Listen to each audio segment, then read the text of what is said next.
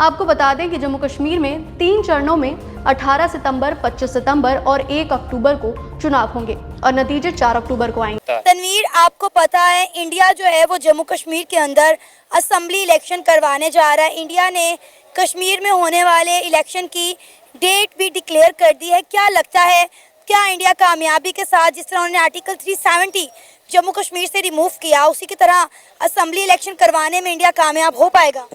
हाँ, डेफिनेटली देखा जाए बाकी जो उन्होंने जो रिफॉर्म्स किए हैं और फिर आप उस मकबूजा कश्मीर हम तो कहते हैं, हाँ जी। तो जो इंडियन ऑक्युपाइड है, अगर वहाँ की देखी जाए, डेवलपमेंट देखी जाए और जिस तरह के लोग हैं और खुशहाल हैं वो देखे जाएँ, तो डेफिनेटली एक कंपैरिजन किया जाए एक पाकिस्तान के पास जो कश्मीर है उसका और एक वहाँ के जो कश्मीरी लोग हैं, तो उनका कंपैरिजन किया जाए तो क्यों ना कि वो लोग उसके साथ ही रहेंगे और एक डेवलपमेंट हो रही है और वैसे रिफॉर्म्स हैं, इंस्टीट्यूशंस अच्छे हैं, बाकी बहुत सारी चीज़ें हैं जो बेहतर हैं कंपैरेटिवली पाकिस्तान से, तो क्यों ना कि वो वहाँ पे ही सरवाइव करेंगे और अपने उस इंडिया के लिए या उसके लिए अपने लिए लाजमी बात है, हर इंसान अपने लिए बेहतर ही सोचता है और अगर वो स्टेट जो है उनको डिलीवर कुछ ना कुछ कर रही है तो डेफिनेटली वो उनके साथ ही रहेंगे। सबसे पहले एक अफसोसनाक सूरत हाल है हमारे लिए, पाकिस्तानियों के लिए, क्योंकि 77 साल गुजरने के बावजूद हम उसको कहते हैं कि कश्मीर हमारी शाहरग है, लेकिन हम उसको उसका हक नहीं दिला सके।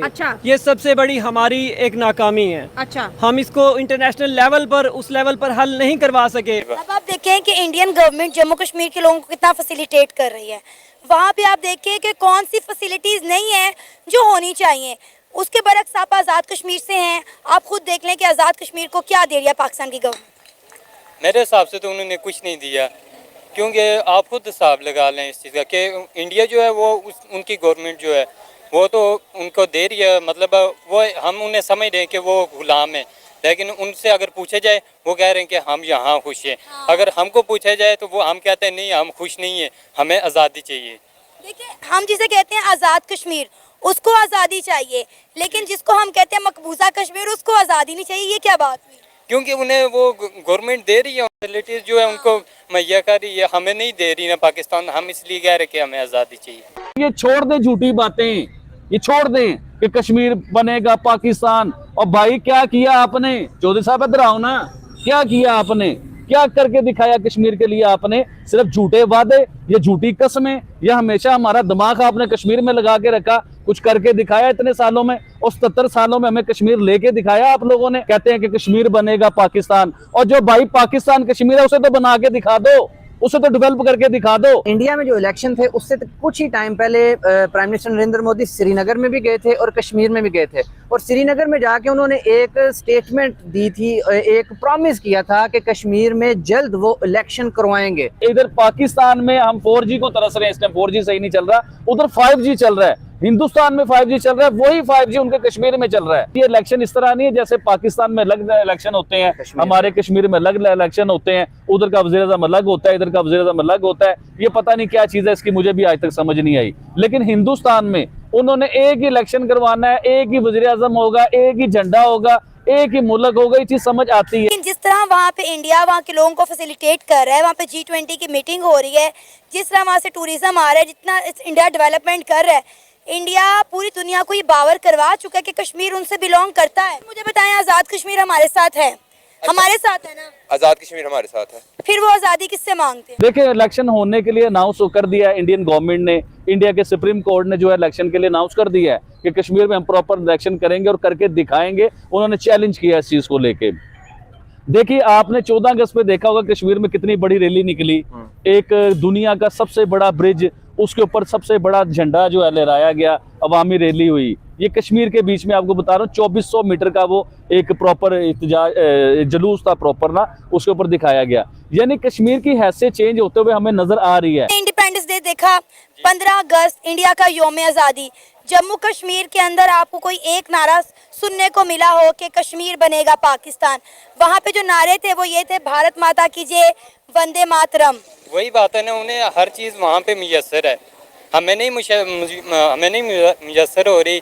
मतलब हम अगर कश्मीर में कोई होते हैं जिन्हें कुछ ना कुछ यहाँ से मिल रहा है, वो तो यही कहते हैं कश्मीर बनेगा पाकिस्तान। हम तो यही कहेंगे कि कश्मीर बनेगा खुद मुख्त। हमने देखा है आर्टिकल 370 रिमूव होने के बाद इंडिया ने जम्मू कश्मीर के अंदर बहुत डेवलपमेंट की है और उससे कश्मीर भी बड़े खुश और सेटिस्फाइड है। हाँ बिल्कुल ऐसे ही है, ऐसे ही है। अब आप ये देखें ना कि इंडिया ने अब बात की है कि वो जम्मू कश्मीर में असेंबली इलेक्शन करवाने जा रहा है।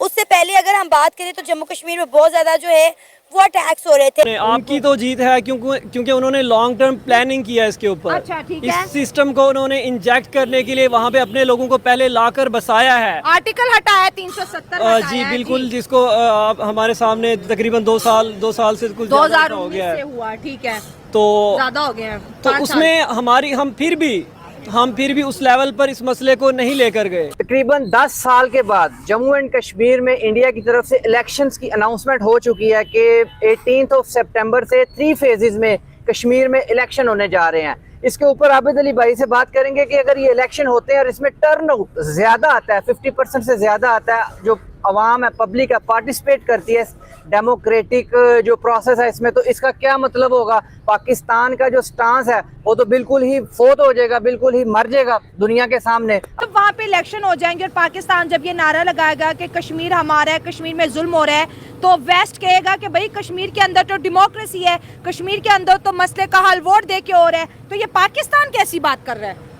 पाकिस्तान देखें, बातें कहीं और चली जाती हैं। हमें तो मैं बहैसियत पाकिस्तानी, बिलीव मी, लोग शायद 14 अगस्त को पाकिस्तानी फ्लैग लगाते हैं या उठाते हैं। मैं सारा साल अपने सीने पे पाकिस्तानी फ्लैग लगाता था, लेकिन तो नहीं लगा हुआ। 2 साल पहले हाँ। जो हमारी आंखों के सामने हमारे साथ हुआ, हाँ। उसके बाद आप यकीन करें इस आज़ादी से, इन चीज़ों से, हमारे हकूक़ से, हमारे जो हक तलफियाँ हुई, गवर्नमेंट गिराई गई, एक जो तो झंडा लगाना छोड़ दिया। देखिए ना, झंडा लगाना हमें जब वो हकिया से वो हम आज़ादी की खुशी में, पाकिस्तान की मोहब्बत में लगाते थे। ठीक हो गया, जब हमने देखा, वंदे मातरम। मेरा ये चैनल सब्सक्राइब करें और मेरे हर अपडेट आपको मिले, इसके लिए बेल आइकन जरूर दबाइएगा।